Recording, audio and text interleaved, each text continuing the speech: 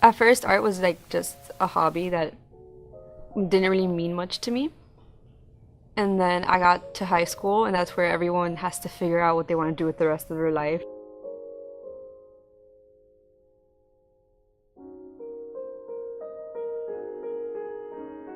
So yeah, I started painting around middle school.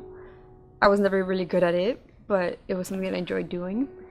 And my dad was always that like motivation that he pushed me to do better, like, to be my best, to fulfill my full potential.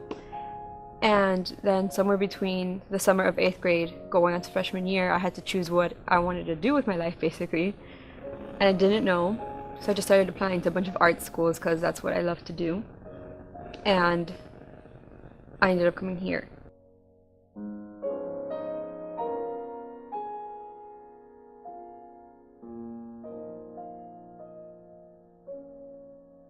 But yeah, everything is different. Like with charcoal, it's very aggressive because it doesn't have to be aggressive, but I feel like I don't know, it's the form of expression, like how it comes out on paper.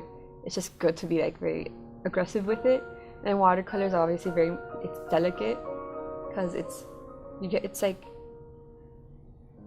like ice skating. It's very smooth. It's very like graceful. In the beginning, I started dancing when I was 4. I started ballet, and it became a routine. It's very much a routine in my life. Every single day, 2 hours a day, about. And now I've been realizing that it's more than just something I do. It's a special thing to do since not many people start ballet and are still doing it when they're 17, like I am.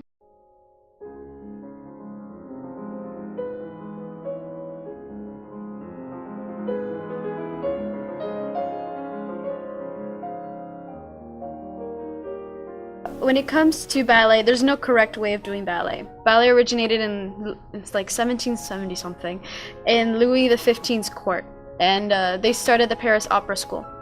And from there, people branch out, and there's dancers in Italy, there's dancers in Russia, there's dancers in England, there's dancers in the Americas. Obviously, that's later on. Russian dancers are very tall, they're very skinny, and they're very focused on the slowness and the gracefulness of everything. American ballet is a lot more athletic. There's bigger jumps, there's bigger leaps. Everyone's a lot more aggressive and faster than the Russian dancers. My start in music was 4 years ago when I started high school, because before that I didn't really know much. I don't have any family members that play any instrument. So it was something brand new to me, and I decided to take that chance and experience something new. So when I got here, I signed up for the music program.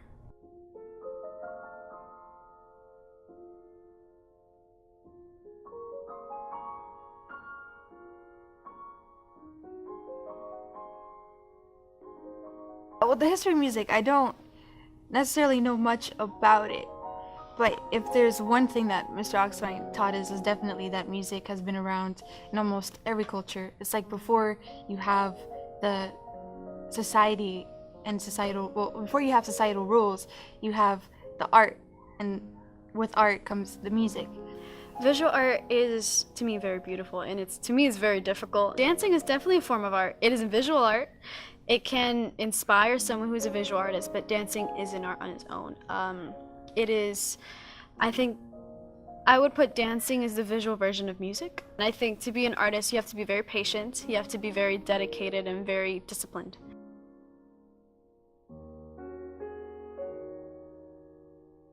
Music, well, to me personally, it's basically a way of life.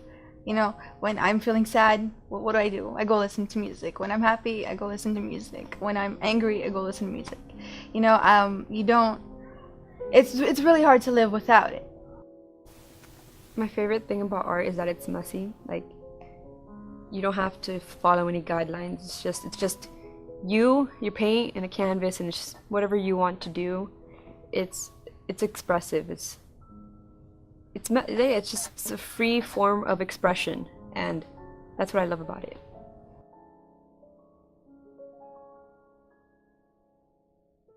Ballerinas sometimes use their hands to simulate what your legs would be doing.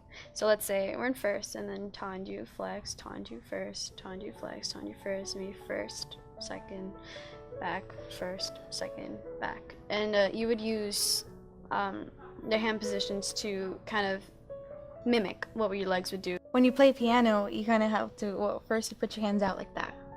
And then you have to arc your fingers, but then keep your wrists up so, you know, your wrists don't get tired.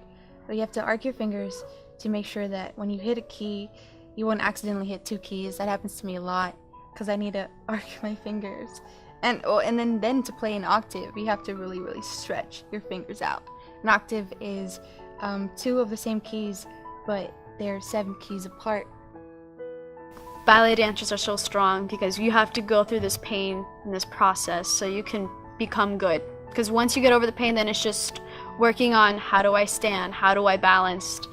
First is managing how to get on the point shoes and working the point shoes, and then it's becoming graceful in the point shoes.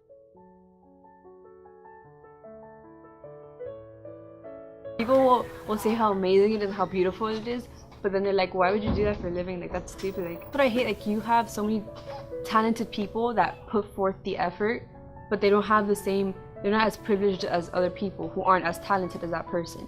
And it's all about how, like, who you know.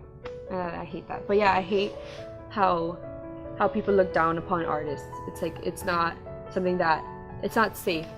It's how I compared the brush stroke to someone ice skating. It's the gracefulness with a brush stroke and someone dancing and something like that. But I feel like the main similarity is the passion that you find within that. Like, it's an art, so it's risky business. That's something that if you say you want to dedicate the rest of your life to, people are gonna be like, why? That's irrational. Like, why would you do that? Like, you have to do something that's gonna make money. That's what everyone focuses on, money. And I don't have that same vision, you know?